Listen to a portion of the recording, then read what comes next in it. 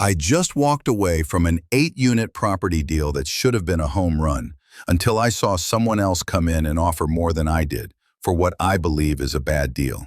And today, I'm going to show you exactly why. I offered $720,000, not a penny more. That was the absolute ceiling for this deal based on real-world underwriting, actual debt costs, and what I'd need to generate to make this deal work long-term. But someone else, presumably another investor, stepped in with an even higher offer. And you know what? They're probably going to lose money.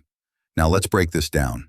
This is the kind of scenario that separates disciplined investors from gamblers. The property was listed at $700,000. 8 units. That puts the price per door at $87,500. Not outrageous on the surface, especially for a stabilized asset. I ran the full analysis. With a $140,000 down payment, 7% interest on the first mortgage, amortized over 25 years, and estimated closing costs of $68,100, the total capital needed was about $217,700. That included a small CapEx budget and earnest money. The stabilized gross income? $136,830. After 5% vacancy and 1% concessions, your effective income drops to $128,621. Expenses? Just over $67,500. That leaves you with a net operating income of $71,581. And after debt service, you're walking away with just over $24,000 in annual cash flow. Now, here's where things get interesting. That's a 5.9% cap rate at purchase, and that number is critical because the interest rate on the debt is 7%. You're literally borrowing money that costs more than the return the asset produces unleveraged. If you don't understand why that's a problem, here's the bottom line. You're losing net return as soon as you introduce leverage. That's not investing, that's hoping. As a disciplined investor, my underwriting principle is simple. The cap rate must exceed the cost of borrowing, period. Otherwise, you're subsidizing the deal with your own capital and praying for appreciation. Compare that to the current 28-day Treasury bill yielding 4.05% risk-free, and the 10-year Treasury hovering around 4.6%. If you're buying an 8-unit property that only yields 5.9%, before taxes, maintenance surprises, and property management headaches, you're barely outpacing government bonds. That's not real estate investing. That's taking risk with no reward. Now let's zoom out. I offered $720,000. That would have been about $90,000 per unit. I was already stretching. With that offer, the numbers still barely penciled. Cash-on-cash return was strong, just over 53% in this model, but that's only because of aggressive rent assumptions and minimal CapEx. It's a thin margin for error, but someone else outbid me. Why? Probably because they believed the rent growth pitch. Maybe they didn't calculate reserves properly. Maybe they're working off a broker's pro forma and not actuals. Whatever the reason, they ignored the fundamentals.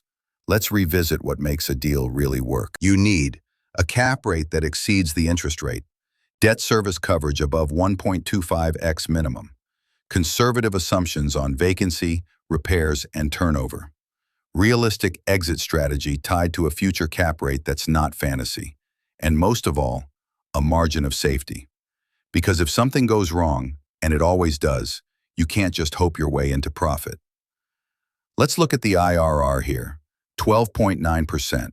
That sounds good. But IRR is a vanity metric without context.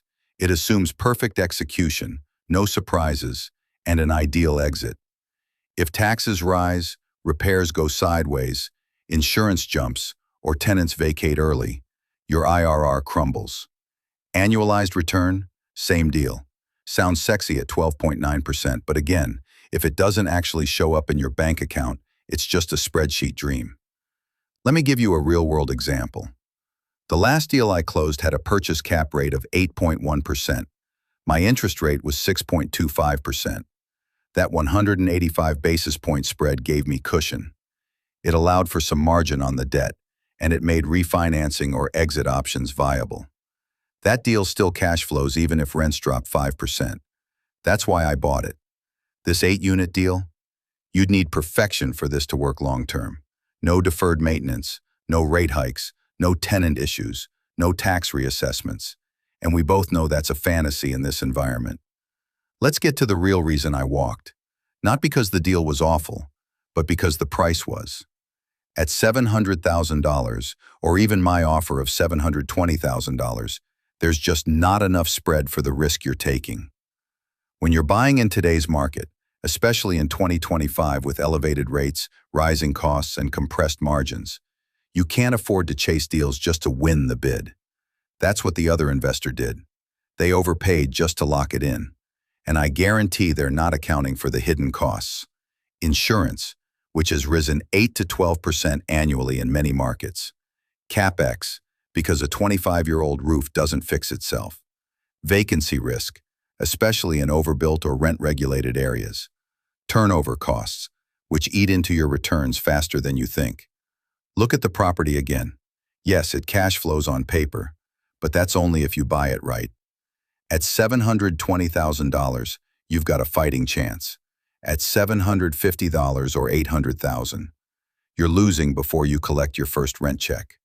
This deal isn't bad because of the property, it's bad because of the price.